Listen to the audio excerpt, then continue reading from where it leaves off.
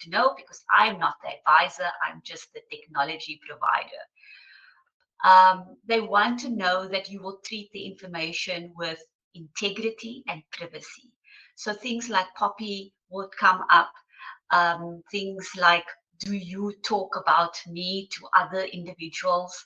Those are the things that are important for clients because obviously they don't want the information shared, whether it's system security or whether it's you talking about your clients. And then there's this great topic about hyper-personalization and what it actually means. Now, when you Google hyper-personalization, you will see things like using AI, using systems, gathering data. But if you look at the crux of what hyper-personalization is to a client, if you think about you in that situation and how you want your advisor or somebody providing a service to you, then you know that you want somebody to listen to you and understand your needs.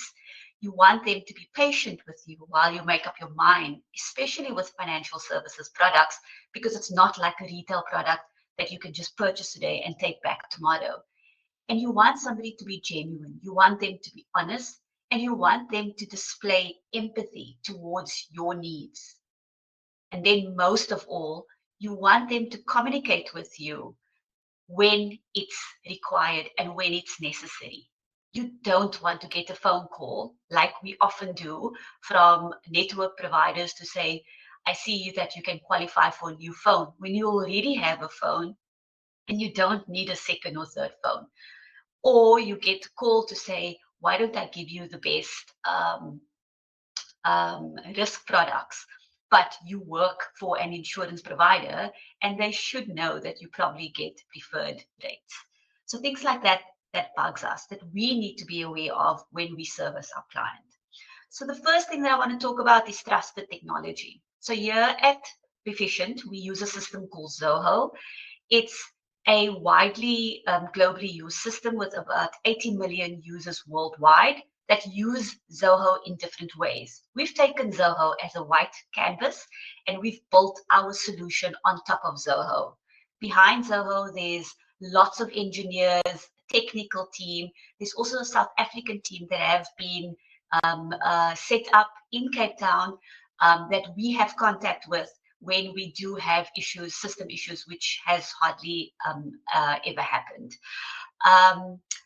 It also is GDPR and Poppy compliant, and it is a cloud-based solution, which means that it's available on your laptop, on your desktop, and on your phones as well.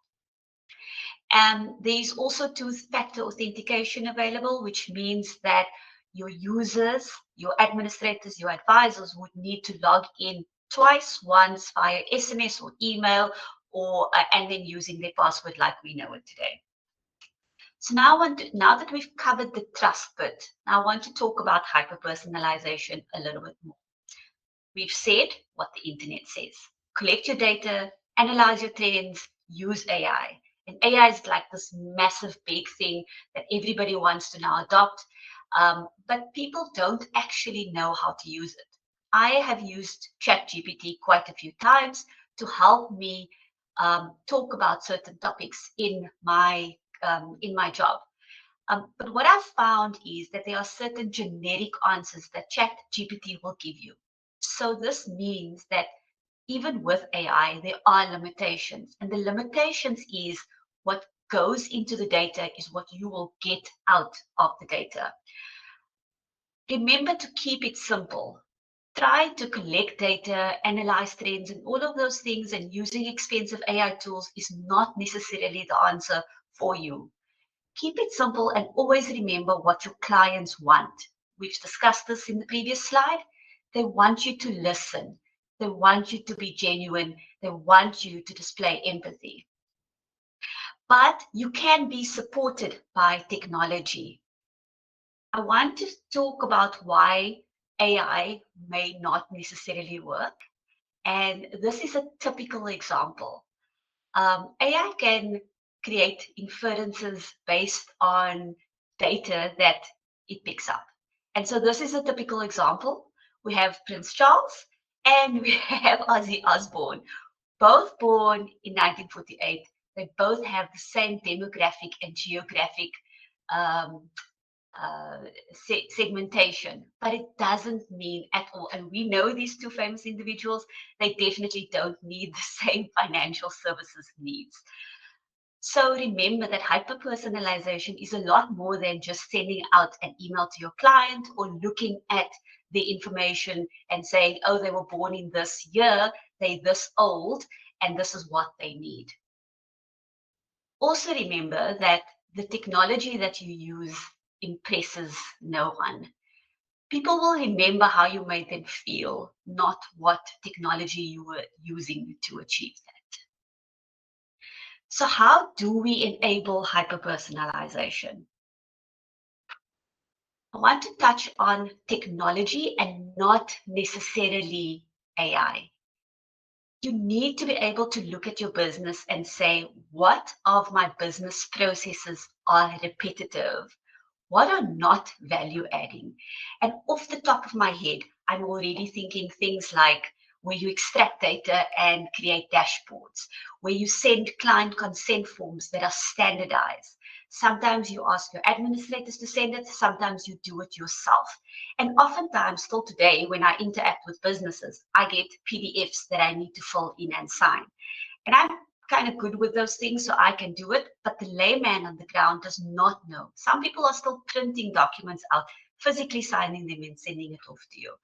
So there is definitely a need for simple digital technology in our industry.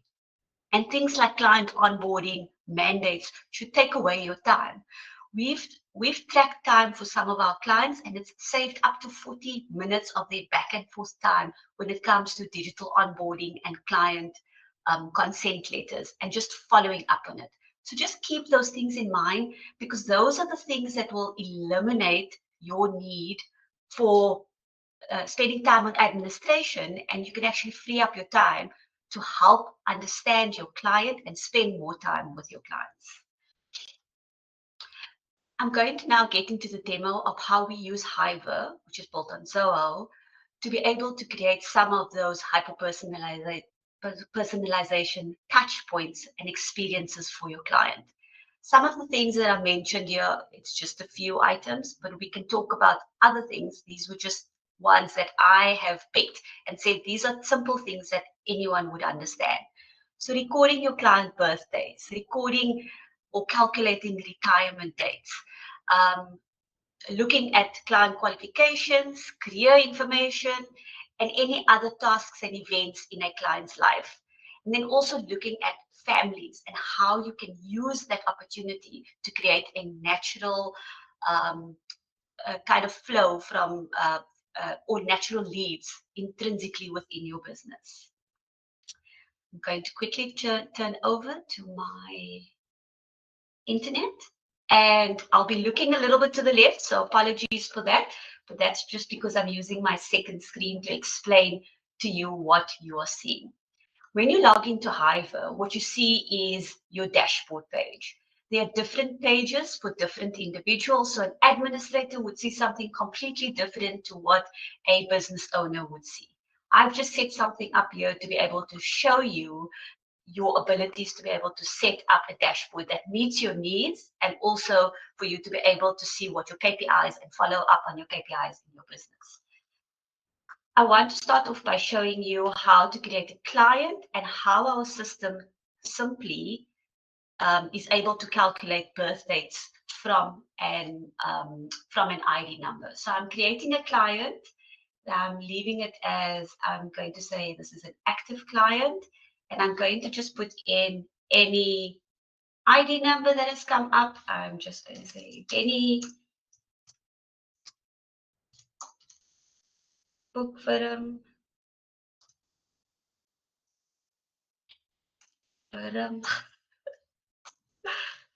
Sorry. And I'm going to save this. So what has now happened is within our system, and again, this is something that saves time. You can see that given the ID number that I have added in, it is calculated that the date of birth for the individual. It's also calculated whether the individual is a male or female. Further down, what it's done, and I just want to take you down to that point, is it's also gone and calculated what a normal retirement date is for the client. So I want to just refresh this page so that the rest of the calculations can run in the back end. And just to show you the result of this, it's also given me the age of the client. And with age, you're also able to calculate your age bands. How does this translate onto your dashboard or your homepage? I can return to my homepage and say, show me my client's age band, and you're able to pick up where your client's age band is. Something very important as a practice, because ideally you want to be able to see that your clients are not all sitting in the older age bands. There's some sort of continuity in your business. I've seen some businesses that are like massively low with client age bands here and then really, really high here. And they've got to start moving to be able to connect with the younger individuals. Then we also have calculations like birthdays by month. And you can see here that if I click on an item, it's an interactive dashboard, so it immediately tells you these are your clients' names and these are their birthdays within the month, all from entering your client ID, which you generally get from your client in any case. So use it to your advantage. Now that you have that, you're also able to now send out client birthday messages, or alternatively, depending on the policy of your company and your relationship with your clients, you want to rather send your advisor an alert. So what would an alert look like? I've sent one last night. It's called the client birthday reminder. I just set myself up as an advisor in the system. And hey, guess what? My name is Piet Fortuin as an advisor. And it's reminded me that it's Hester Haynes' birthday today. I need to please call them. So in this case here, there were no contact details and email addresses, but I've sent two for us to look at. Let's just go to Santi. And you can see I have two clients who have birthdays today. I've received both notifications and it's told me this is the phone number, this is her email address. Please give her a call or drop her a message. This is personal, so that you continue to develop that relationship with your clients where they are relevant in your lives and you are relevant in their lives. Back to our client module, and I want to now talk about the client's retirement. We've seen the client fields where you could calculate client retirement dates. There are two fields that we look at, and I just want to open this page here. There's something called normal retirement, and then there's something called planned retirement. Simply because we know normal retirement in a company could be between the ages of 60 and 65, depending on the company policy. But planned retirement is, you know what, I'm actually going to work till I'm 85 or 70 because I can't sit still. So I have a plan once I leave my company and I've resigned, I'm retired, and I'm going to start my own business and work there. So that needs to be factored in terms of financial planning. Sometimes people also decide to early retire from their company and not work and just spend the time backpacking through Europe. I actually know somebody that did that. And good for them, because they had plans to be able to do that and they just wanted to enjoy life afterwards. So I want to go to Benny Bookfordham again. And Benny Bookfordham's retirement age was 65. This was his normal retirement age. But you know what? Benny is one of those people. He's going to probably work until the age of 70. So we say, yes, Benny is going to work till 70. What does that mean from a retirement perspective? And the system will do its thing in the background and tell you, well, based on the age of 70, this is when we expect him to retire. And it will tell you how far along the individual has to retire. In this case, Benny was born in 1955, so he has about 9 months left to plan retirement, and you can see that he's already hopefully gone off from his company, maybe he's contracting to them, and that's the information that you get. And you can see here with the age band, that's exactly how he's filled in the information on this graph. When I come back to client retirement, we are able to generate different graphs, again, depending on your policy and depending on your approach to your clients. So we have individuals that we have advisors that will contact the clients about 12 months before retirement, where they just focus on pension plans and retirement plans. We have advisors that prefer to contact their clients 3 to 5 years before retirement. So the different touch points to say, my client, are you ready to retire? Can we have this conversation? Are you ready to have the conversation, or shall we have it next year? But the point being that that information is now available. Because you have the planned retirement dates, because you have the normal retirement dates, you can now start planning to say, when should I have these conversations with my client? And here you can see there's client retirement between the ages of, between the years 3 to 5 years. And again, these are interactive, like I've shown you before, where you can click on it and you can get a list of clients that you're going to see. I think I didn't mention this, but we also have a security rule in the system. So where you have a bigger organization where advisors are not allowed to see each other's clients' information, you're able to segregate this. So when I log in as an advisor, the only thing I see on this dashboard is my client's information and not another advisor's information. So again, it depends on how you work within your company and also sometimes the size of your company and what you prefer. I'm going to go back to the client module because that is our focus. And Benny is now our active client. There are lots of things on the left-hand side. We often say, refer to our system as a filing cabinet. You have come to your filing cabinet, you've opened up your client record, and you see lots of additional subfolders within your file for Penny Bookfirm. And they can be things like notes, activities, banking details, and qualifications. So I quickly want to stop on qualifications because we all know, and again, this is very simple. If you have a client that is studying or a young client that is a dependent in the family, you want to just say, let me quickly pop in the fact that Penny Bookfirm is busy studying BCom accounting because that's what I know so well, and it's actually in progress. Cool, it's in progress. And you know what? Even though Benny is 70 years old, he's actually going to finish his degree at the end of June. That is awesome. And we save it. How does this translate into something that you'd want to look at? Again, when you come to your graphs, you can actually see here's your client's current year graduations that are coming up. Ideally, you want to be able to see they are now 2 because I've just updated Penny Bookfirm, and so you see they are now 2 and not 1 anymore.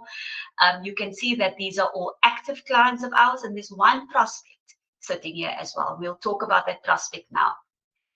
But what does this mean? It means when people are graduating, that their needs might change. Maybe their job, maybe they're going to get a job. And so ideally what you want is to be able to intersect them to say, congratulations on graduating, or good luck with your exams, or how are things going, just to step in there and check in with the client to make sure that you understand that when the client graduates, there might be financial needs for the client. Do they need to increase their savings based on an increased salary? Are they going to purchase their first car? Do they need car insurance? What are those things that they need? And that as an advisor is important. And this is why graduations are important. I want to go back again to Penny Bookfirm and say, let's look at Penny's career changes. So within the client profile, there's something called employment information. Ideally, you should always go into edit mode to update your employment information. But again, something simple like employment information. When your client is changing employees, does this mean that they've lost benefits? In conversations, generally, when I talk to my financial advisor, and when I decided to leave a big corporate, I said to him, these are my plans. This is what I would like to do because I wanted to plan for the future. I wanted to plan to open up my own business. And so a lot of times you have those conversations, record it, having the conversation with your client. Hey, what if you run into them at a Pick and Pay and you need to record it? Well, guess what? HiVR is available on your mobile phone. So open up your phone, plug it in there and just say, this is what the client is planning to do, so that you actually have the information on hand when you need to review the client's information.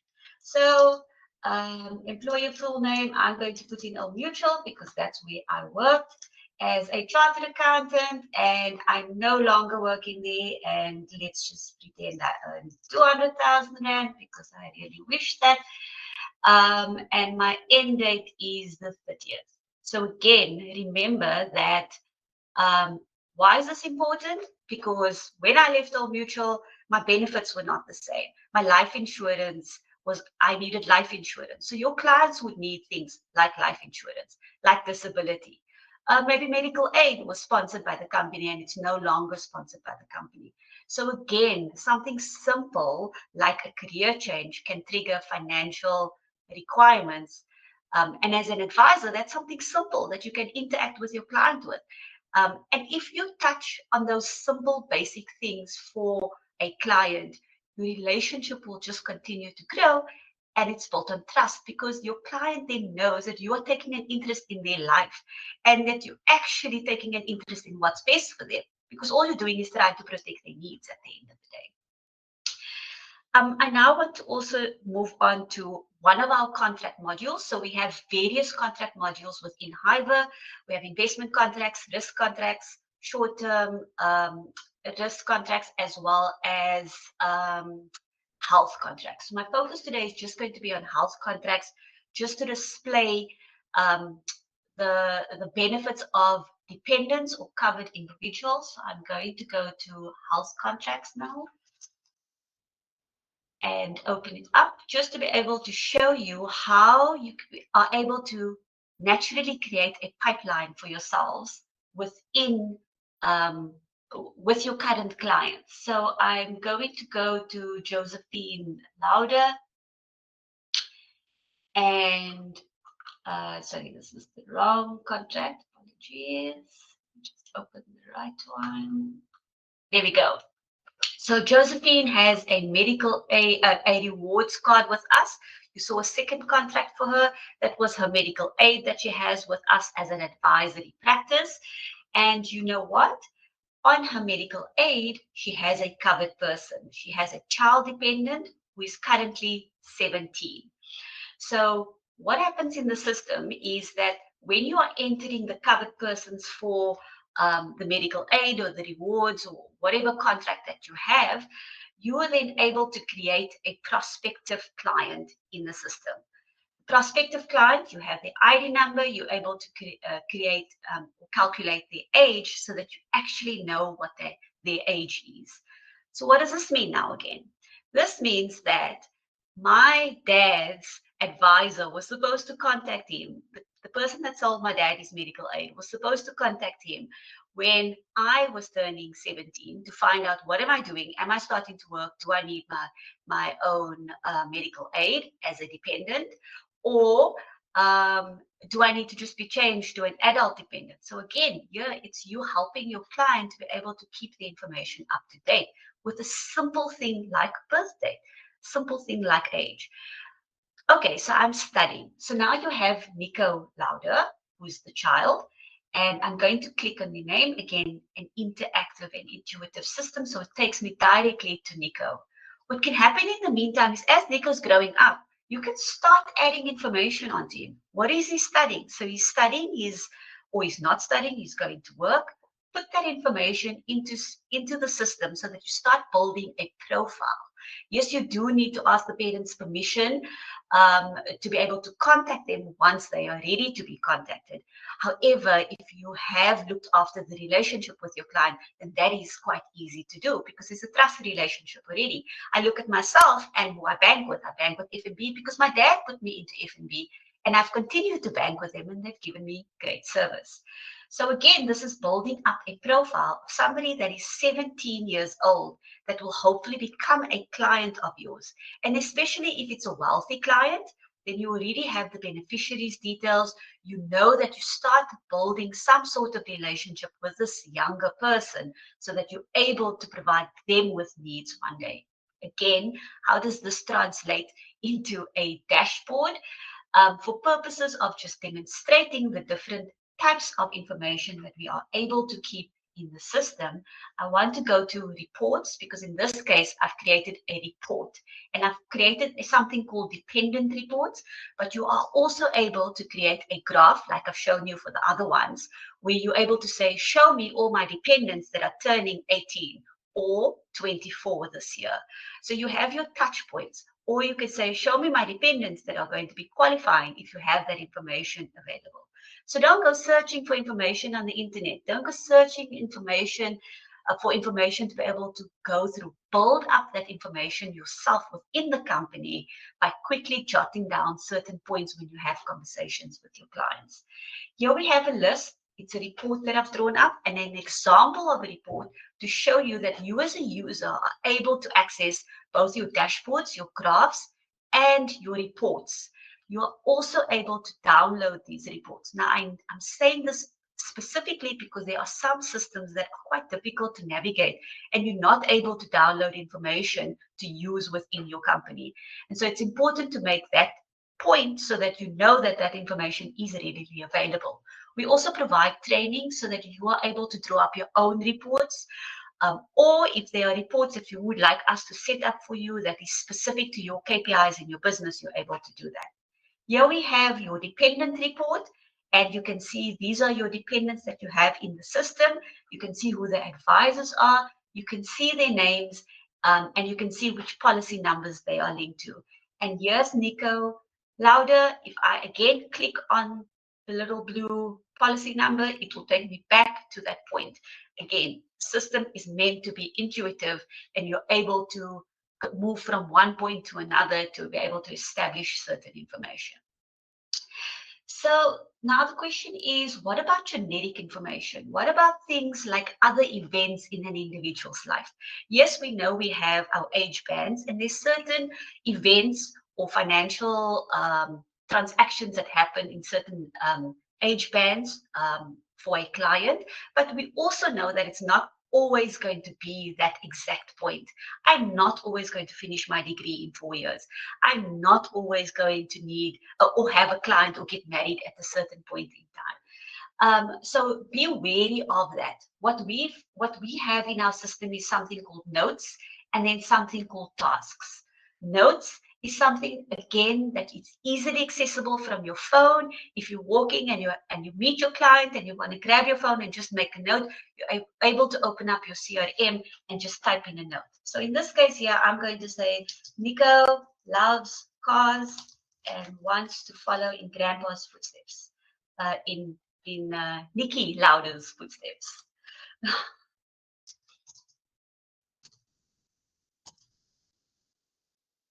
And so we know that. And so now we know, oh, mommy and daddy's going to have to do a lot of planning to be able to get him into Formula One racing. But the point being, you now start creating a profile for your client. And so you build it up. You're able to see the date that you have created. It says now, but you're able to actually see the date that you created this note. You're able to edit the note so that it has a title. You're also able to add attachments onto the note if you need to support anything that you are saying. So maybe you want to create an activity. So let's talk about Nico's graduation.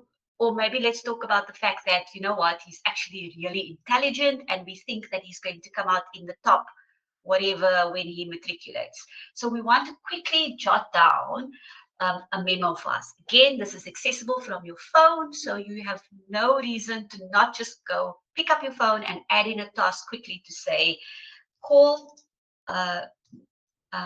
Nico when he matriculates.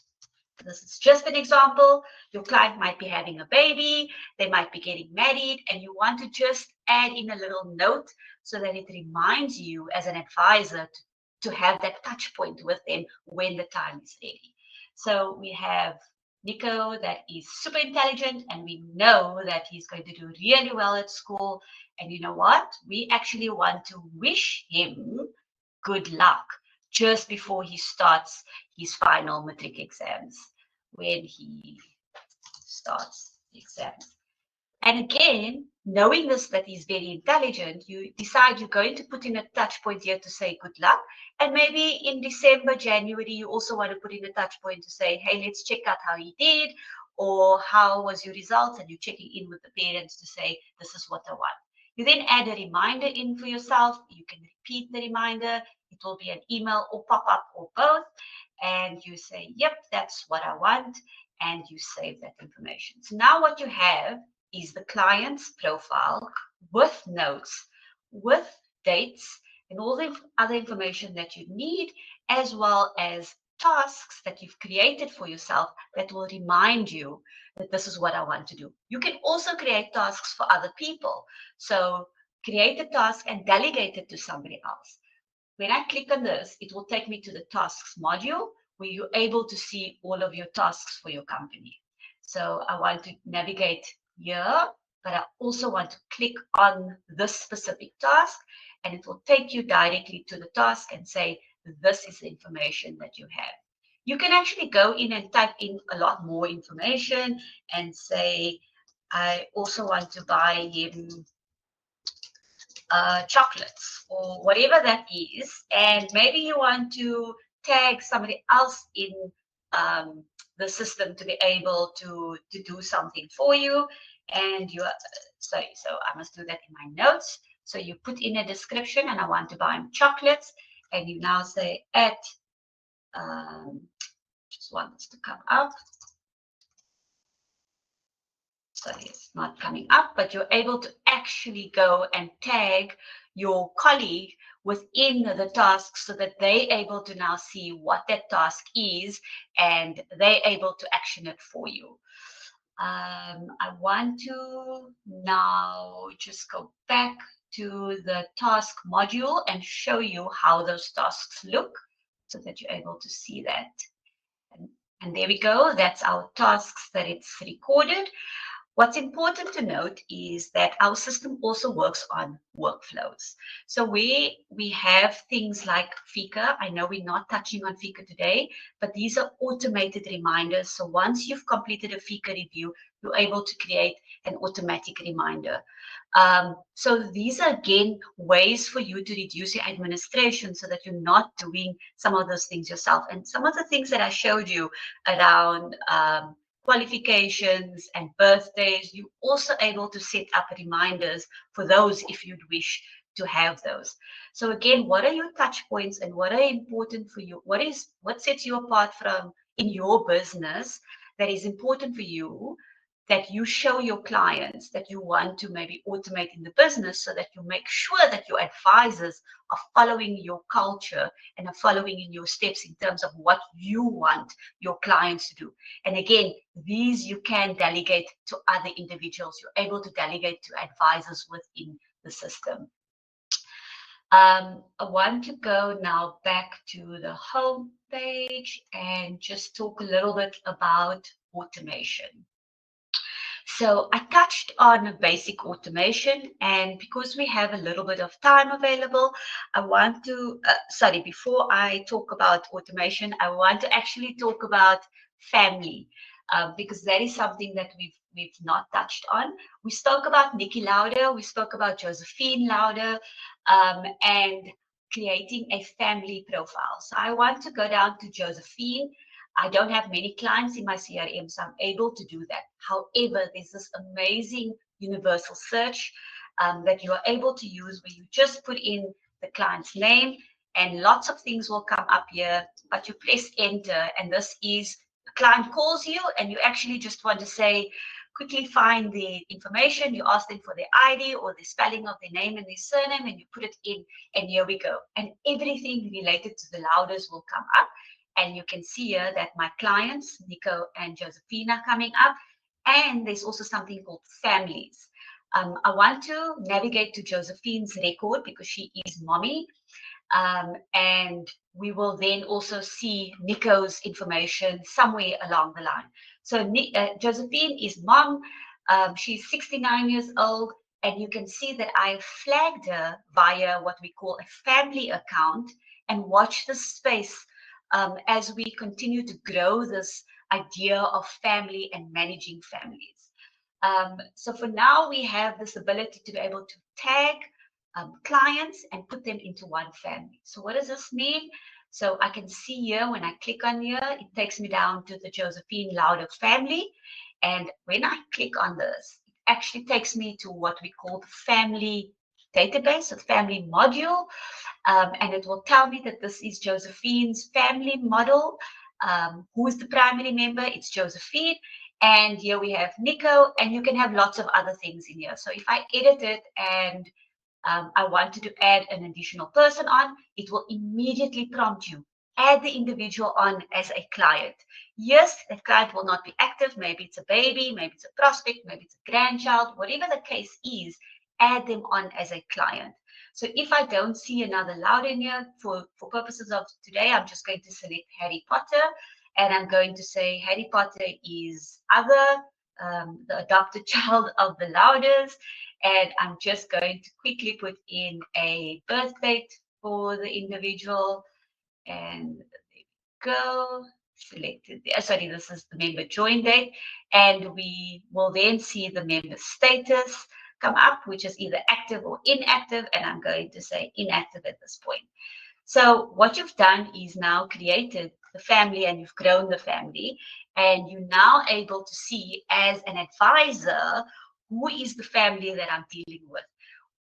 Again, you can create a report for families where you pull the information for these individuals and say, show me for this family who the advisors are for each of these individuals.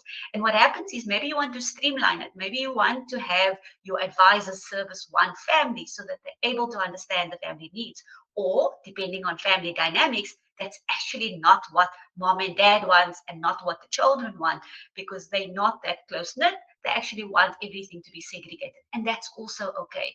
So use this to be able to know that you're meeting your client's needs, so that you either do have the same advisor or you don't have the same advisor servicing the same family. So now I want to quickly go and show you the concept of client consent. I want to go to Santirats, or any record for that matter, and there's a little drop down on the left hand side. This here that says upload documents, you'll be able to actually save it to a work drive or shared work drive folder. It's like your shared folder, your Google Drive. You actually don't need to move out of the system. You can actually upload your client's information here. But what I want to talk about is welcome letters. Remember, we spoke about automating and simple automation. What we do have, what I don't have time for right now, is to show you a client onboarding form where you're able to actually send a client a digital onboarding form, and the information comes into CRM. Once the information is in CRM, you're able to then say send consent document. This is a templated document with your wording on for your business. This is labeled as your business and has your logos on as well. So when the client receives it, it will be a consent document. This document also goes through what we call Zoho Sign. So what the client gets is actually a request to sign the consent, where you're actually able to follow up and see whether the client has signed the consent or not. This has already been signed. I want to show you how it looks, and then I'll also show you the email that the client would receive. So here we go. Santirats has signed the document, and your advisor has also signed the document, and you're happy that both has been signed. What happens in the system is automatically set up. If the client doesn't sign, the system will send reminders to the client. So depending on how often you want your reminders, you're able to set that up in Zoho Sign. And so when you send the template off, it will remind the client, you haven't signed this, please can you go and sign this document. It will also tell you whether you need to sign the document if the client has completed the document. So first I want to show you the request to sign letter of consent. So that's the first one that's come through to our demo email. In this case, I was the client. I've already signed this document, so it won't prompt me to sign anything further. However, it will tell me on the top that this document has already been signed by all parties. But the point being, you will get the email. simply open the email. You can do it from, as a client, you can do it from your phone, you can do it from your laptop, desktop, whatever it is, your tablet. You just have your email, you open it up, you go, cool, I've signed it off, and then you do your bit and you send it away. What happens then is the advisor then signs. Once that's done, it sends everybody a copy of the consent form or the mandate, whatever you're sending off to sign. You can even flag people. So maybe your client has a PA that needs to file this for them. You can CC an individual on it. So what happens is it then goes to that third individual and says, hey, can you please file this? How does the document look after it's completed? So it sends it out automatically. Again, you don't have to worry about getting your administrator to make sure everybody's getting a copy. My hate about signing digitally is when I get a copy that's different from another person's copy, or where they try to schedule copies, but then it sits with Adila for like 3 weeks and nobody knows what in the world is going on. And we have somebody manually trying to track what is happening with these. So this is a document that has already been signed. And what it does is, again, automatically sends it out to all of the users. And you can see that both the advisor and the client has signed this document. It comes back into your CRM and lands right here.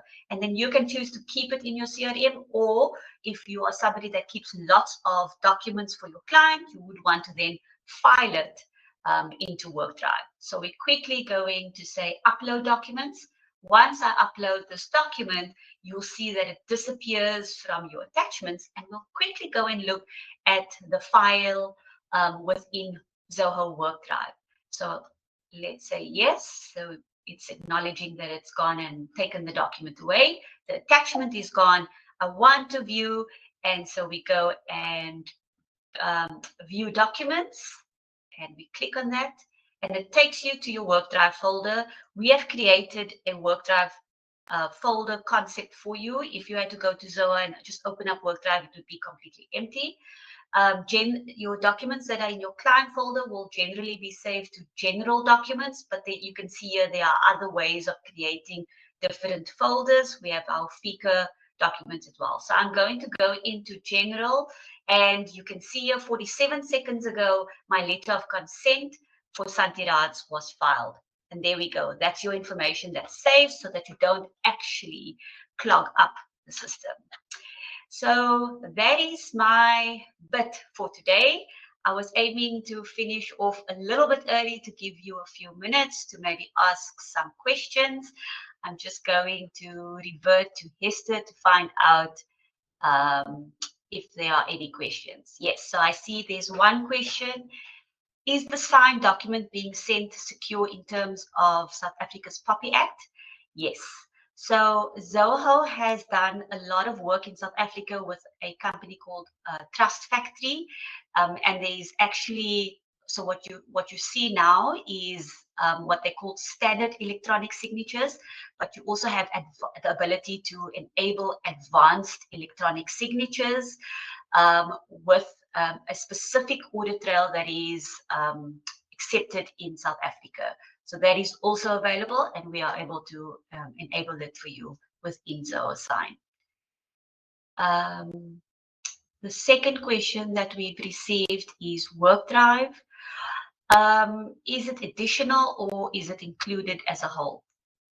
WorkDrive is included as part of the package. Everything that you've seen here today is included as part of our solution and part of the package, because we feel that it is vital to have those components. A lot of advisors that we speak to have Google Drives, and we know that's not necessarily safe. They use Share Drive, but it can also become expensive if you're using a CRM system and you're using all of your Microsoft tools as well. Third question, do I have to integrate other apps like Quickly Sign into HiVR, or do I just use Zoho Sign? So Sign comes as part of the package. You do not need to use any other sign tool. Over and above automated consent documents, you are also able to access Zoho Sign directly from here. And to the individual that's asked this question, please reach out to us. We can send you a little video on how ZoSign works, where you're not only limited to the templates that we've set up, you can actually send out any templates that you have or any documents in your business.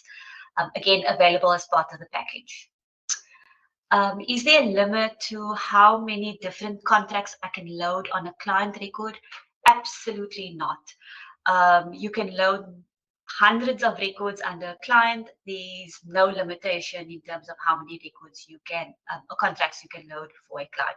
As many contracts as your client has is what you want to load for the client. Another question. When the signed document is received back in the CRM, will it file automatically to the correct record? Absolutely. So in the example that I had shown you, when you send the document directly from this client's record, it will come back into the client's folder and attach automatically here once everybody has signed the document. I'm wondering if there are any more questions, anything that I have missed. The emails going out from the system, can it be branded to my company? Yes. HiVR is a white label solution, which means that everything that you see here in terms of branding, the emails that I've sent you where you saw Beficient signature, those are all the way we've branded it just for demonstration purposes, but our clients get their branding added into the system. Email templates, if you want to email directly from CRM, those we are able to set up with your branding so that you're able to send clients information and emails directly from CRM. So absolutely brandable. Do I need an email account to integrate to HiVR in order to send emails out to clients? So you don't need an email account. We are able to IMAP your Outlook account with CRM so that when you send emails from CRM, it reflects in your Outlook account. But you're also able, if you don't have any emails and you'd prefer, you could use Zoho Mail. We have set up a few clients to use Zoho Mail so that, again, you don't pay anything extra for the mail functionality. You're able to access your Zoho Mail and direct your server mails straight through to Zoho Mail, and it will automatically connect here where you see at the bottom it says emails. It will then start connecting with your emails when it recognizes your client information and your client email address. And I think that's the last question. If there are no more questions, Hester, I'm looking to Hester to just check in to ask if there's any additional questions or anything, Hester, that you want to add. Just check the Q&A box, no further questions. But like Adela also has said before, if there are any questions or things that you are wondering about, please reach out to us. We are more than willing to assist and answer your needs and queries, and we look forward to your questions. Thanks. Thank you so much for joining us, guys. I really appreciate your attendance. Please shout if you want to know anything else, or if you want a more detailed demo in terms of FICA and all of our investment contracts. Happy to set up some time with you. Appreciate your time. Have a super day further. Keep well. Bye.